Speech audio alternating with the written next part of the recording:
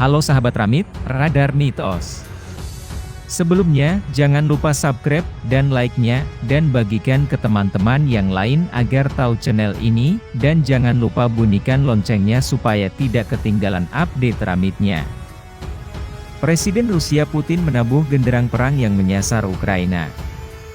Pertempuran Rusia versus Ukraina pun dimulai. Saya telah membuat keputusan operasi militer, kata Putin dalam siaran televisi sebelum pukul 6 pagi waktu setempat, Kamis, 24 Februari 2022. Sebagaimana diketahui, Rusia sudah mencaplok wilayah Crimea dari Ukraina pada 2014 lalu. Kini, Rusia merekognisi dua wilayah separatis di Ukraina belahan timur, yakni Donbas dan Luhansk. Separatis di dua wilayah itu pro-Rusia. Wanti-wanti dari Amerika Serikat, Inggris, Uni Eropa, Perserikatan Bangsa-Bangsa, dan dunia ternyata tidak membuat perang batal dilancarkan. Sanksi-sanksi ekonomi dari Barat juga tidak membuat Putin surut. Rusia menginvasi Ukraina sejak pagi buta. Putin mengatakan operasi militer itu dilakukan sebagai tanggapan atas ancaman yang datang dari Ukraina. Dia menambahkan bahwa Rusia tidak memiliki tujuan untuk menduduki Ukraina. Putin mengatakan tanggung jawab atas pertumpahan darah terletak pada rezim Ukraina. Perang Rusia dan Ukraina memasuki babak baru sejak awal pekan ini. Rusia disebut masuk ke fase 2 penyerbuan, dengan memfokuskan Ukraina Timur. Sejak 2 pekan lalu, Rusia mengumumkan menarik diri dari serangan di Ukraina bagian tengah, di mana itu kota negara, Kiev, berada. Namun Rusia dilaporkan sejumlah media tetap melakukan gempuran di beberapa lokasi termasuk Ukraina Selatan dan Barat. Rusia adalah negara terluas di dunia. Fakta memang membuktikan bahwa luas negara ini mencapai 17.125.200 km persegi, dengan jumlah penduduk mencapai 146 juta jiwa, terbanyak ke-9 di dunia. Rusia juga termasuk negara dengan militer terkuat di dunia, memiliki sistem persenjataan canggih dan nuklir berdaya ledak tinggi. Itulah yang membuat Rusia disegani oleh negara-negara lain termasuk Amerika Serikat. Belakangan Rusia jadi sorotan karena menginvasi Ukraina, negara bekas wilayahnya saat tergabung dalam Uni Soviet. Banyak negara termasuk AS dan sekutunya mengecam Rusia, tapi tak ada yang berani berhadapan langsung secara militer dengan pasukan Presiden Vladimir Putin, kecuali hanya sebatas memberi sanksi secara ekonomi. Akibatnya, Ukraina merasa ditinggal sendiri ketika melawan Rusia. 7 fakta terbaru perang Rusia dan Ukraina. Yang pertama, Putin umumkan kemenangan di Mariupol. Presiden Vladimir Putin mengumumkan kemenangannya di kota Mariupol, Ukraina pada Kamis. Klaim kemenangan diumumkan di televisi setempat, dihadiri Menteri Pertahanan Rusia, Sergei Shoigu. Mariupol adalah kota di selatan Ukraina. Rusia sudah menggempurnya sejak 24 Februari 2022, di mana Kremlin bisa mengendalikan semua pelabuhan penting dan strategis di kota yang berada di pantai utara Laut Azov tersebut.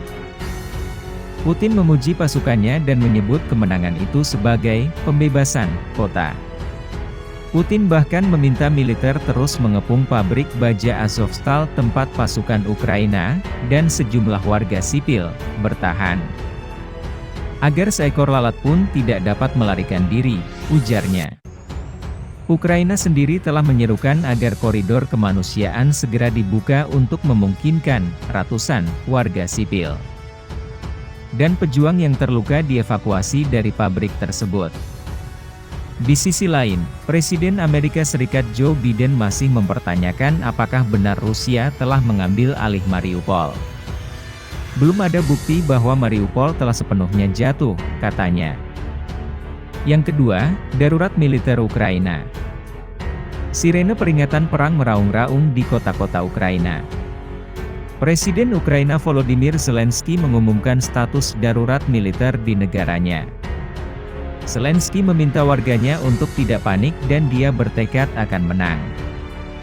Menteri Luar Negeri Ukraina Dmytro Kuleba menyebut Presiden Rusia Vladimir Putin telah meluncurkan invasi skala penuh pada hari Kamis, 24 Februari 2022. Suara-suara ledakan terdengar di kota-kota di Ukraina. Yang ketiga, suara ledakan mulai terdengar di sejumlah wilayah Ukraina. Suara-suara ledakan terdengar di Mariupol, perbatasan Ukraina-Rusia, pada Kamis pagi waktu setempat. Ledakan keras dilaporkan di Kramatorsk, ibu kota efektif pemerintahan Ukraina untuk zona perang timur. Ledakan juga terjadi di Kharkiv, kota terbesar kedua di Ukraina, 35 km selatan perbatasan Rusia di luar zona timur. Tolong jangan tinggalkan rumah Anda hari ini karena situasi yang rumit. Sekolah, taman kanak-kanak dan institusi lain tidak bekerja hari ini sampai situasinya menjadi lebih jelas. Kata Wali Kota Kharkiv, Igor Terehov. Rusia menyerang infrastruktur militer dan para penjaga perbatasan negara Ukraina. Di Kiev, ibu kota Ukraina, ledakan juga terjadi. Kota pelabuhan, Odessa dekat Laut Hitam. Belakangan diketahui, ada 18 orang yang tewas akibat serangan di pangkalan militer Ukraina di dekat Odessa, perbatasan dengan Moldova. 18 orang korban terdiri dari 8 pria dan 10 perempuan. Bahkan, salah satu bandara di Kiev juga diserang, yakni Boryspil. Wilayah udara Ukraina ditutup dari penerbangan sipil. Ini adalah perang agresi. Ukraina akan mempertahankan dirinya sendiri dan akan menang. Dunia bisa dan harus menghentikan Putin. Waktu untuk bertindak adalah sekarang, kata Dmytro Kuleba. Yang keempat, bendera Uni Soviet berkibar di Ukraina. Bendera kemenangan Uni Soviet di Perang Dunia Kedua dilaporkan mulai dikibarkan di seluruh wilayah yang berhasil diduduki Rusia di Ukraina. Dalam beberapa video yang beredar, tentara Kremlin disebut telah mengibarkan bendera warna merah bergambar palu dan arit di wilayah Kherson dan Kremina, yang sebelumnya memang telah dikuasai pasukan Rusia. Sebagai informasi, Kherson sendiri sudah diduduki Rusia sejak awal Maret. Sedangkan Kremina dikendalikan separatis yang didukung Rusia di awal pekan ini. Bendera juga ditempatkan di atas gedung Dewan Regional di kota Heniches yang diduduki Rusia di Provinsi Kherson. Sebuah patung mantan pemimpin Soviet Vladimir Lenin dipasang kembali di depan gedung Dewan awal pekan ini. Hal ini diyakini terkait perayaan Hari Kemenangan Rusia di Perang Dunia Kedua, 9 Mei nanti. Putin disebut Barat akan mengumumkan kemenangan di Ukraina saat itu. Pasukan Rusia dalam tekanan untuk mencapai apapun menjelang perayaan Hari Kemerdekaan 9 Mei Rusia. Biasanya di hari kemenangan itu, Rusia menandainya dengan parade militer di lapangan merah. Termasuk pidato resmi dari Putin. Kementerian Pertahanan Inggris dalam pembaruan intelijennya mengatakan Rusia kemungkinan ingin menunjukkan keberhasilan signifikan 9 Mei nanti. Ini mempengaruhi seberapa cepat dan kuat mereka berusaha untuk melakukan operasi menjelang tanggal ini, kata kementerian. Aktivitas udara Rusia tingkat tinggi bertahan saat Rusia berusaha memberikan dukungan udara jarak dekat untuk serangannya di Ukraina Timur, untuk menekan dan menghancurkan kemampuan pertahanan udara Ukraina, tambah kementerian itu. Yang kelima, bukti baru kejahatan perang Rusia dari Ukraina. Intelijen militer Ukraina merilis penyadapan komunikasi angkatan bersenjata Rusia, Rabu, 20 April 2022. Informasi itu diduga berisi perintah untuk membunuh tahanan perang Ukraina di kota Popasna di wilayah timur Luhansk. Direktorat Intelijen Utama Kementerian Pertahanan Ukraina menerima intersepsi audio dari percakapan penjajah Rusia yang mengacu pada perintah untuk membunuh semua tawanan perang angkatan bersenjata Ukraina yang berada di penangkaran di daerah Popasna.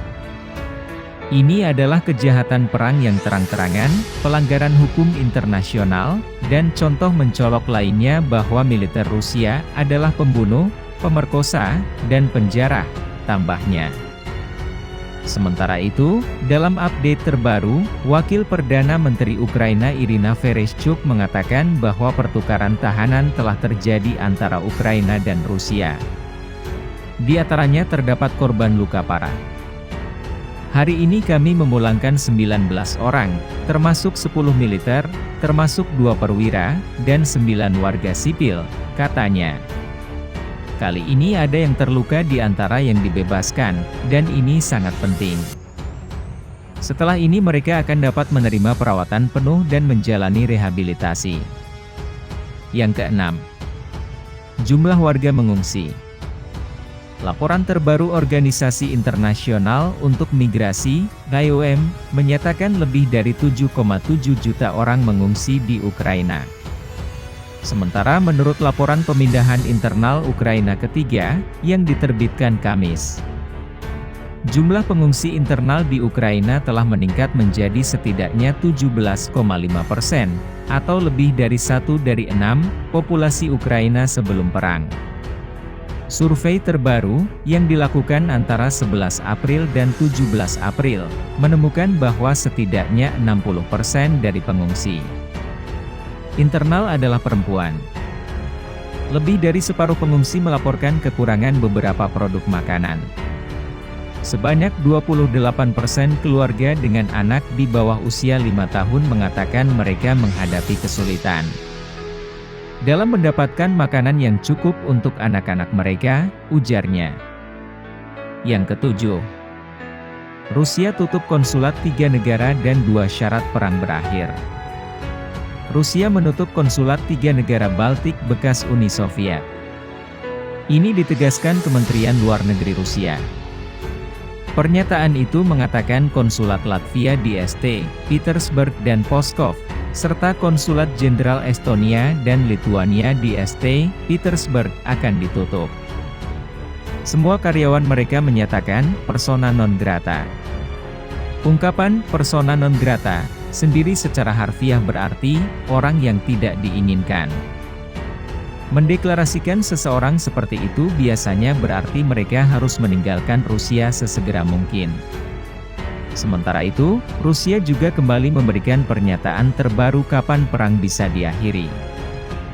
Moskow mengatakan ini bisa berakhir bila wilayah Donbas dapat dibebaskan, dan Kiev mau benar-benar mengakhiri niatnya untuk bergabung dengan Pakta Pertahanan Atlantik Utara, NATO.